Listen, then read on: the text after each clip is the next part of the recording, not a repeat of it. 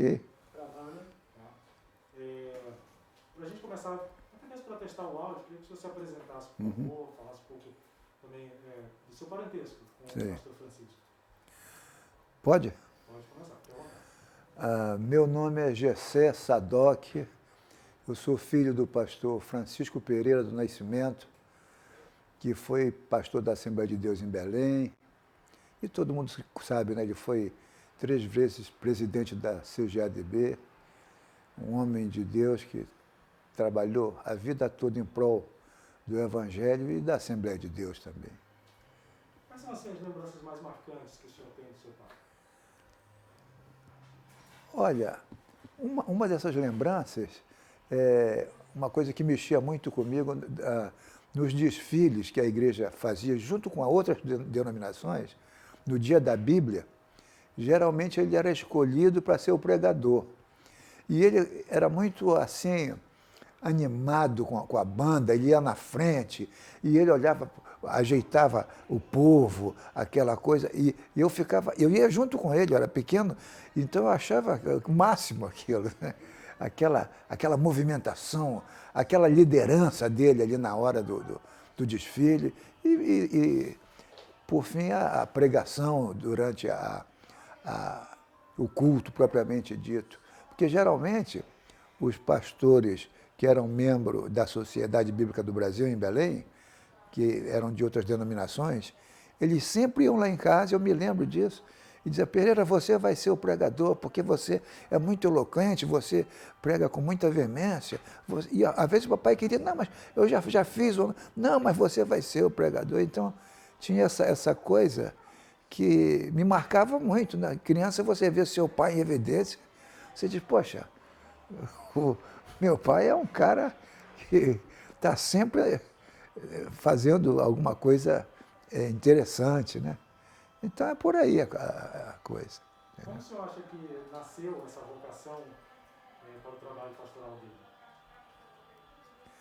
Bem, ele contava para a gente, ele era sapateiro, né? Meu pai era sapateiro, natural de Bragança, e ele contava para a gente o seguinte, que quando ele começou a se interessar pelo Evangelho, ele começou a ler a Bíblia, mas uma coisa que mexeu muito com ele foi uma menina, acho que ela tinha 9 anos de idade, e essa menina foi batizada com o Espírito Santo. E ele ouviu aquela menina falar em línguas estranhas, e ele disse que no final ela dizia assim: assim candura, quer dizer, assim pureza. E ele dizia: não, essa menina não tem capacidade ela não sabe o que ela está falando. Então ele ficou impressionado com essa ação do Espírito Santo por intermédio daquela menina de 9 anos. Naturalmente, uma menina do interior, uma menina que não tinha a vivacidade que hoje as crianças têm, né? Então isso marcou muito a vida dele. Aí ele começou a ler a Bíblia e procurar se interessar por essa coisa do batismo com o Espírito Santo. Então, daí ele começou a ser inclinado ou começou a perceber que a igreja que ele queria pertencer era uma igreja pentecostal. Então começou a frequentar os cultos na Assembleia de Deus e daí ele começou essa coisa de dar testemunho quando ele se converteu. E ele era muito empolgado, muito eloquente, já desde de novo. E ele foi consagrado a diácono, né? Então, um dia chegou alguém para o missionário Nélis Nelson, que era o pastor da igreja em Belém na época, central, falou: olha, tem um diácono aí, o diácono Chico Pereira, que ele prega muito bem. Essa história todo mundo já conhece, né? Então, um dia o irmão Nelson foi e ficou escondido até o culto começar e orientou o dirigente a dar oportunidade para esse diácono falar. Então ele começou a pregar com muita eloquência e tal, com muita veemência, e aquele fogo do novo crente, né? E O irmão Nelson, então, ficou na janela, escutando ali. E o irmão Nelson entrou na congregação e ele continuou pregando, ele não se abalou com a presença. Então, o irmão Nelson ficou impressionado. Daí começou realmente a, a se perceber que ele tinha uma vocação para o ministério. O que o senhor diria que foi, assim, o que seu pai mais fez por aquela comunidade de cristãos? Eu não entendi a pergunta. Qual seria a maior contribuição que seu pai, enquanto pastor, deu àquela comunidade de cristãos onde ele fundou a Assembleia de Deus? Bom, eu lembro que quando eu era criança, e principalmente filho homem, né, a presença do papai em casa era quase uma exceção, né, porque ele viajava muito pelo todo o estado do Pará e pelo Brasil e tal, dirigindo estudos bíblicos. E eu lembro que quando ele chegava, ele saía de manhã cedo e chegava aí pela meia-noite, 11 horas da noite, visitando os crentes. Então, ele tinha aquela coisa ainda de saber como estavam as famílias. Eu acho que isso foi uma grande contribuição, que hoje, talvez porque as igrejas cresceram muito, é quase impossível um pastor proceder dessa forma, né? Mas eu acho que isso foi uma grande contribuição e aquela vocação natural de falar do Evangelho, de testemunhar, isso também foi uma grande contribuição em relação aos vizinhos, porque havia sempre pessoas que admiravam e era muito respeitado, outros invejavam, tinham raiva, entendeu? Porque o cristão sempre teve essa coisa de... os inimigos da fé, né? Eles sempre existiram. Mas então é isso. O senhor disse que seu pai foi sapateiro, né? A gente sabe que naquela época as coisas eram muito mais difíceis do que são hoje, né? O acesso à educação, o acesso a estudo, a uma profissionalização. Seu pai foi sapateiro, ele teve acesso a estudos, poder se formar e tem mais eloquência quando fosse lidar com a comunidade? Ele fez o que chamavam liceu, né, naquela época. Agora, ele era um autodidata também. E ele era muito aplicado nessa coisa do idioma. Ele, por exemplo, as minhas irmãs, quando estudavam, a Uda, por exemplo, ela fez curso normal, e volta e meia ele estava corrigindo uma e outra, né? Poxa, que normalista é essa? Entendeu? Qualquer erro de português ele estava em cima. Ele tinha esse esmero de procurar, porque falava em público, ele sempre teve essa preocupação. Também ele era um homem muito esclarecido, um homem que lia muito, ele tinha uma biblioteca muito vasta e viajava muito também. Quer dizer, tudo isso cooperou para que ele evoluísse como no conhecimento, entendeu? Secular. A gente está falando do seu pai, mas eu gostaria que o senhor falasse um pouquinho também sobre a participação da sua mãe dentro dessa história toda, né? Como é que era a sua mãe, a lembrança que o senhor tem dela participando ali desse trabalho também em Belém do Pará?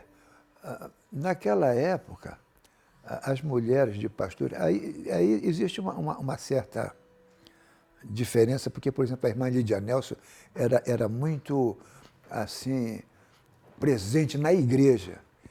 Mas a mamãe, o trabalho que ela exercia, era um trabalho duro, mas muito eficaz. Por exemplo, naquela época não se falava em hotel para os pastores. Me lembro quando houve uma convenção em Belém, 50 e alguma coisa, que foi o pastor que era de Madureira, Paulo Leivas Macalão, me lembro do irmão Rego, né, que era do Ceará. Então ficaram lá em casa, muitos pastores dormiam, e ela acordava cedo para preparar o alimento daqueles pastores, para passar roupa, entendeu? Lavava a roupa dos pastores. Quer dizer, ela fazia o papel como se fosse a cozinheira, a camareira. era um trabalho que não era visto pela multidão, mas que era um trabalho que naturalmente ajudava muitos obreiros nesse aspecto, até da apresentação pessoal. E eu tenho certeza que ela se esmerava em fazer esse trabalho. Quando chegava no fim do dia, ela estava muito cansada, mas no outro dia, já às 4 da manhã, ela já estava de pé. Então, eu acho que o trabalho dela foi um trabalho que não apareceu muito para os outros. Agora, era uma mulher de oração também. Quando as pessoas... Muitas vezes o papai estava viajando, pessoas chegavam lá pedindo socorro e ela tomava a frente, orava. Era uma pessoa que tinha o dom de profecia, entendeu? Era uma mulher de Deus. Ela era muito ativa também no trabalho do homem em casa, porque papai estava sempre viajando. Então, ela aterrava o quintal, ela carregava areia. Era uma trabalhadora braçal, entendeu? Foi muito importante nesse aspecto. Existem fatos que o senhor consideraria assim como comprovações, entre aspas, de que seu pai e sua mãe eram guiados pela Bíblia e pelo Espírito Santo? Ah, sim. Bom, a primeira coisa eu me lembro assim dos cultos domésticos, né? E eu aprendi realmente, eu me tornei um cristão já muito cedo, porque a convivência com ele, e ele era muito sábio nesse aspecto. Ele não pregava naturalmente em casa, mas ele mandava cada um ler um versículo da Bíblia e depois ele comentava e tal. E sempre levava a gente a orar, essa coisa toda. Um outro aspecto é que a vizinhança, quando havia assim, um certo problema, eles procuravam. Eu me lembro de uma moça que algumas vezes ela foi possessa por demônios, chamava-se Ralvorina, né? E essa moça, quando ela estava com esse problema, papai ia lá orar e ela ficava liberta. Que essa família era muito perturbada, sabe? Talvez até porque o pai dessa família, o homem dessa família, era um homem estranho, entendeu? Invejoso, falava mal da igreja. Depois ele até saiu da igreja. Mas então o papai estava sempre, e não só esse, mas orar por enfermos e tal. O Samuel Nelson, outro dia comentou que ele conheceu uma irmã em Belém, que o papai foi orar por ela e ela era cega. E ela voltou a ver, entendeu? Ou voltou, ou começou a ver. Mas ele teve uma participação muito, assim, viva na ação do Espírito Santo. Pois eu fui batizado com o Espírito Santo, eu não tinha 10 anos ainda.